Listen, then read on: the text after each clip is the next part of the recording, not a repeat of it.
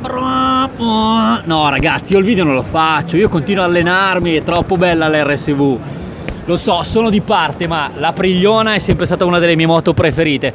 Bellissima da guardare, ma soprattutto bellissima da guidare. Ed eccola che si presenta, RSV 4 Factory, nuove colorazioni, nuovi particolari, ma quello che c'è di nuovo non è tanto il motore, V65 gradi, 217 cavalli, lo sappiamo benissimo, 122 Nm di coppia e 199 kg, ma la vera novità sono le sospensioni Smart EC 2.0 semi-attive, eccole qua, che possono essere gestiti con i comandi che ci sono a manubrio e poi gestite grazie al nostro cruscotto TFT da 4.3 semiattive. Quindi dicevamo due modalità, modalità manuale e semiattiva, con 3 mappe per ciascuna. Quindi abbiamo la mappa A1 che è sostanzialmente indicata per pneumatici slick, A2 per pneumatici in mescola con asfalto della pista magari un po' più sconnesso, e poi la 3 per la strada. È ovviamente una moto da piste, quindi non le manca niente: ride by wire, multimappa, piattaforma PRC, quick shift, wheelie control,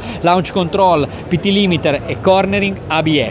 Poi c'è anche, sempre nello stand, la versione RR che ha anche il track kit. Per quanto riguarda l'impianto frenante, abbiamo già visto anche sul modello passato, abbiamo le Brembo Stilema, impianto frenante quindi sostanzialmente uguale al passato, ma quello che abbiamo anche di nuovo è la parte aerodinamica con questi appendici che ora sono di serie. Il prezzo non è ancora stato dichiarato, però lei arriverà in negozio a partire da dicembre. Venite a vederla e poi prenotatela perché sarà bellissima da guidare.